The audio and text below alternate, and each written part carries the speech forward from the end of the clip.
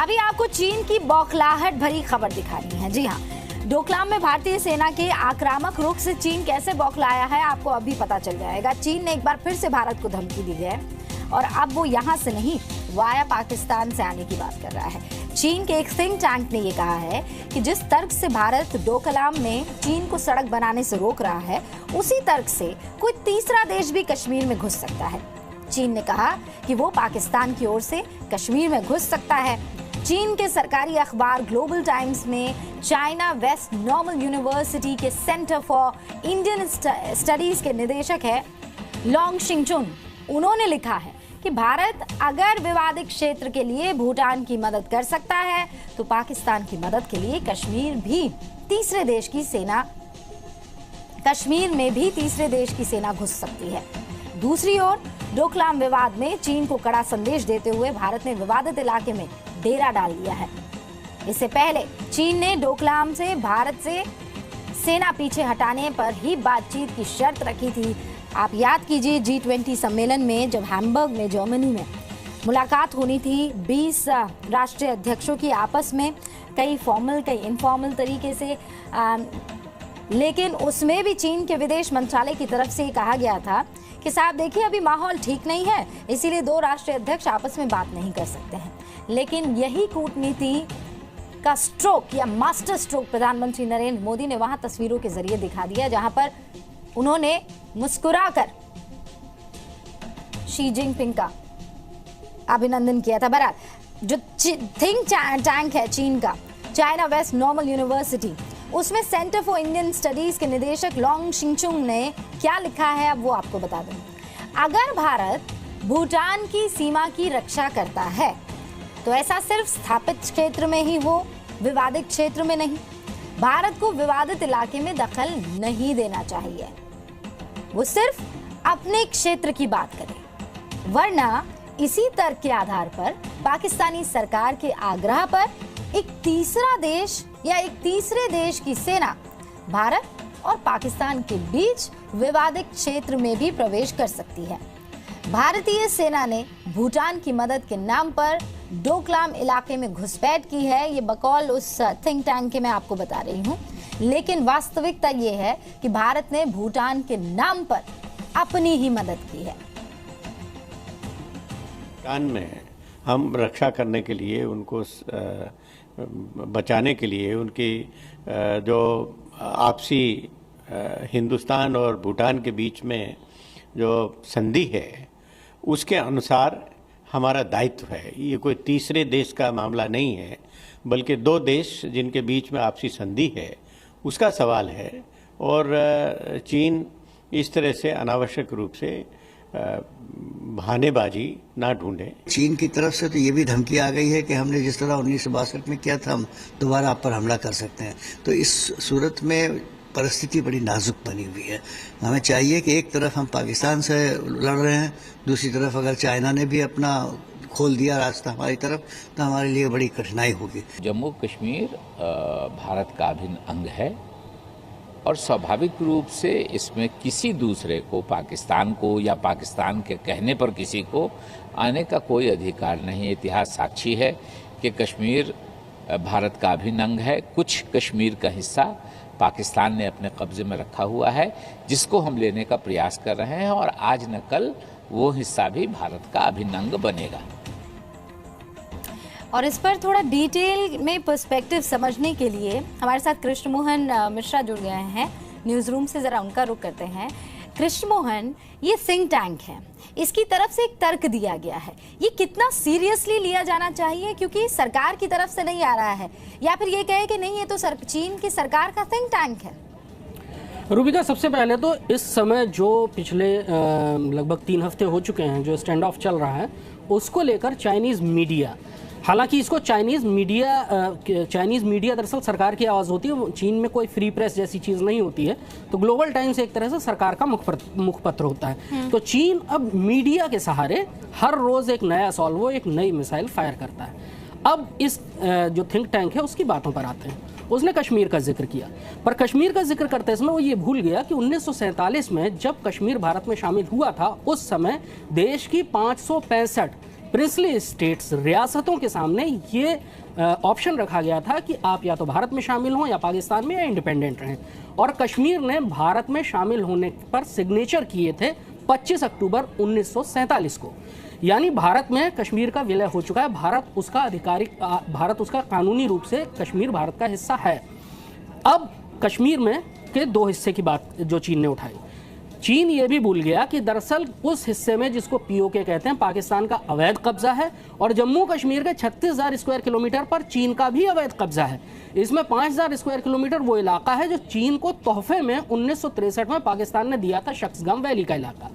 पाकिस्तान ने जिस हिस्से पर अवैध कब्जा कर रखा है वहां पर चीन सड़क बना रहा है। खुंजराब दर्रे से होकर उसने वहां से रेल लाइन उतारी है जो रावलपिंडी में हवेलियां तक आती है, वहां पर उसने ग्रेट काराकोरम हाईवे बनाया है। यानी पहले ही वो भारत की संप्रभुता का उल्लंघन कर रहा है। इस थिंक टैंक का जो ये आर्टिकल है उसमें एक और बड़ी दिलचस्प बात है, उसने सिक्किम का मुद्दा उठाया है। फिर भी वो एक बात भूल जाता है कि 1975 में सिक्किम का भारत में विलय हुआ था एक पॉपुलर वोटिंग के आधार पर। वहां पर एक जन आंदोलन चला था और उस जन आंदोलन के जो मुखिया थे, लीडरान थे, उन्होंने भारत में सिक्किम का विलय करवाया था और चीन ने खुद 2003 में सिक्किम को भारत का हिस्सा माना था। अब ये सारी चीज़ें, ये थिंक टैंक जो कि तथाकथित तौर पर भारत संबंधी रिसर्च करता है, वो इतनी बेसिक जो ऐतिहासिक पॉइंट्स हैं, ऐतिहासिक तथ्य हैं, जिनको कि एक 8वीं या 10वीं में पढ़ने वाला लड़का भी जानता है, अगर वो भारत का इतिहास पढ़े, उसको भी बड़ी कन्वीनियंटली चीन भुलाता जा रहा है। चीन की दरअसल ये एक आदत है, एक उसका तरीका है, उसकी स्ट्रेटेजिक जो काम करने का तरीका है, उसका ये एक अटूट हिस्सा है कि ज़मीन पे कब्जा करो, इतिहास को अपने हिसाब से तोड़ो मरोड़ो, ऐतिहासिक तथ्य जो हैं उनको जो आपके लिए कन्वीनियंट हो उन्हें आप स्वीकार करें, जो कन्वीनियंट नहीं उन्हें भूल जाएं, और साथ ही दूसरी संधियों, दूसरे कानूनों को भी अपने हिसाब से तोड़ो मरोड़ो। तो चीन का जो ये मीडिया वॉर है, चीन की जो सेनाएं हैं वो तो भारत के साथ, भारतीय सैनिकों के साथ आमने सामने हैं ही। चीन का जो ये मीडिया वॉर है वो हर रोज एक नया सॉल्वो, एक नया बराज, एक नई मिसाइल फायर करता है भारत के ऊपर। कृष्ण मोहन, बहुत बहुत शुक्रिया इसको बहुत डिटेल में, इस पर्सपेक्टिव को हमारे दर्शकों के सामने रखने के लिए। और जो बात आप कह रहे थे कि वाकई ये चीन का पुराना तरीका है और वो संजू के लिखे चीजों पर चलता है। वो मिलिट्री स्ट्रेटेजिस्ट जो ये कहते हैं कि साहब जो है वो कतई मत दिखाओ और जो नहीं है बस वही दिखाओ, यही तरीका चीन अपनाने की कोशिश करता है। और अब देखिए मीडिया के जरिए मिसाइल दागने की कोशिश कर रहा है। ये सिर्फ और सिर्फ बौखलाहट, और मत भूलिए अभी जापान, अमेरिका और भारत का युद्ध अभ्यास चल रहा है जिसे चीन बिल्कुल नापसंद करता है। का प्रयास कर रहे हैं और आज न कल वो हिस्सा भी भारत का अभिन्न अंग बनेगा।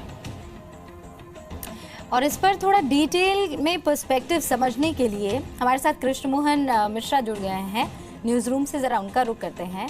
कृष्ण मोहन, ये थिंक टैंक है, इसकी तरफ से एक तर्क दिया गया है, ये कितना सीरियसली लिया जाना चाहिए? क्योंकि सरकार की तरफ से नहीं आ रहा है, या फिर ये कहे कि नहीं ये तो चीन की सरकार का थिंक टैंक है। रूबिका, सबसे पहले तो इस समय जो पिछले लगभग 3 हफ्ते हो चुके हैं जो स्टैंड ऑफ चल रहा है, उसको लेकर चाइनीज़ मीडिया, हालांकि इसको चाइनीज़ मीडिया दरअसल सरकार की आवाज़ होती है, चीन में कोई फ्री प्रेस जैसी चीज़ नहीं होती है, तो ग्लोबल टाइम्स एक तरह से सरकार का मुखपत्र होता है। तो चीन अब मीडिया के सहारे हर रोज़ एक नया सॉल्वो, एक नई मिसाइल फायर करता है। अब इस जो थिंक टैंक है उसकी बातों पर आते हैं। उसने कश्मीर का जिक्र किया, पर कश्मीर का जिक्र करते समय वो ये भूल गया कि 1947 में जब कश्मीर भारत में शामिल हुआ था, उस समय देश की 565 प्रिंसली स्टेट्स, रियासतों के सामने ये ऑप्शन रखा गया था कि आप या तो भारत में शामिल हों या पाकिस्तान में, या इंडिपेंडेंट रहें। और कश्मीर ने भारत में शामिल होने पर सिग्नेचर किए थे 25 अक्टूबर 1947। वास्तविकता ये है कि भारत ने भूटान के नाम पर अपनी ही मदद की है।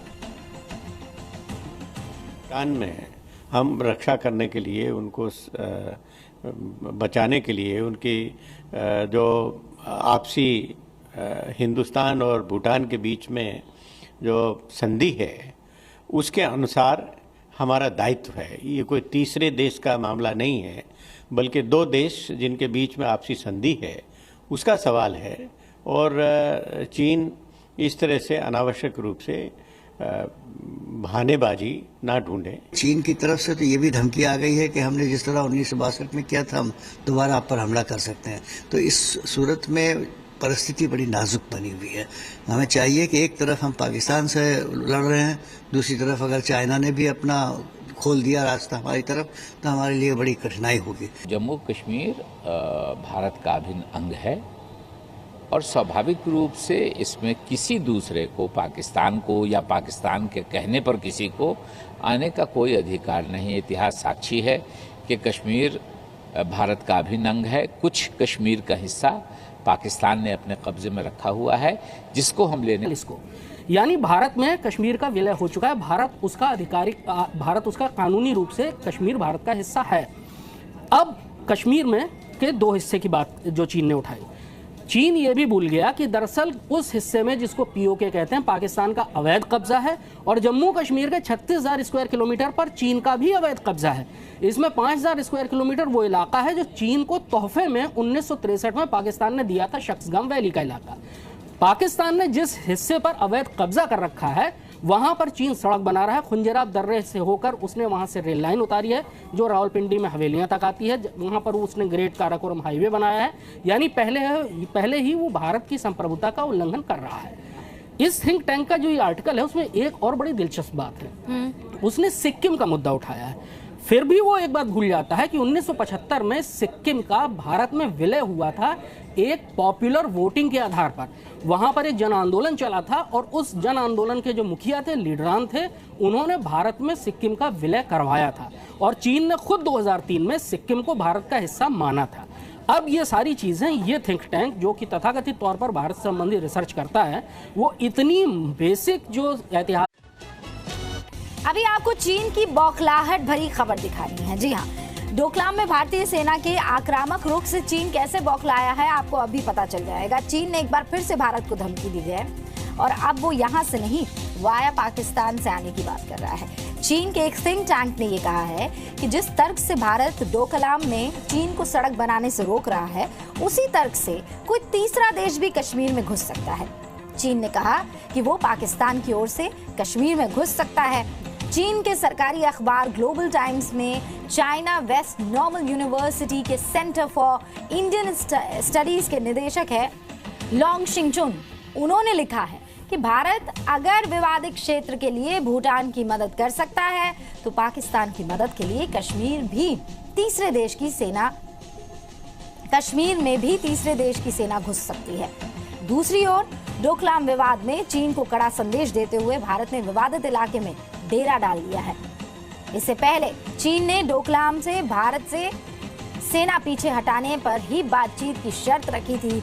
आप याद कीजिए G20 सम्मेलन में जब हैम्बर्ग में जर्मनी में मुलाकात होनी थी 20 राष्ट्रीय अध्यक्षों की आपस में, कई फॉर्मल कई इनफॉर्मल तरीके से, लेकिन उसमें भी चीन के विदेश मंत्रालय की तरफ से कहा गया था कि साहब देखिए अभी माहौल ठीक नहीं है, इसीलिए दो राष्ट्रीय अध्यक्ष आपस में बात नहीं कर सकते हैं।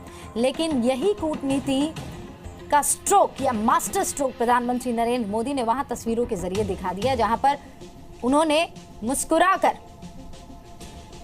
शी जिनपिंग का अभिनंदन किया था। बहरहाल जो थिंक टैंक है चीन का, चाइना वेस्ट नॉर्मल यूनिवर्सिटी, उसमें सेंटर फॉर इंडियन स्टडीज के निदेशक लॉन्ग शिंगचुन ने क्या लिखा है अब वो आपको बता दूं। अगर भारत भूटान की सीमा की रक्षा करता है तो ऐसा सिर्फ स्थापित क्षेत्र में ही हो, विवादित क्षेत्र में नहीं। भारत को विवादित इलाके में दखल नहीं देना चाहिए, वो सिर्फ अपने क्षेत्र की बात करे। वरना इसी तर्क के आधार पर पाकिस्तानी सरकार के आग्रह पर एक तीसरा देश या एक तीसरे देश की सेना भारत और पाकिस्तान के बीच विवादित क्षेत्र में भी प्रवेश कर सकती है। भारतीय सेना ने भूटान की मदद के नाम पर डोकलाम इलाके में घुसपैठ की है, ये बकौल उस थिंक टैंक के मैं आपको बता रही हूँ। लेकिन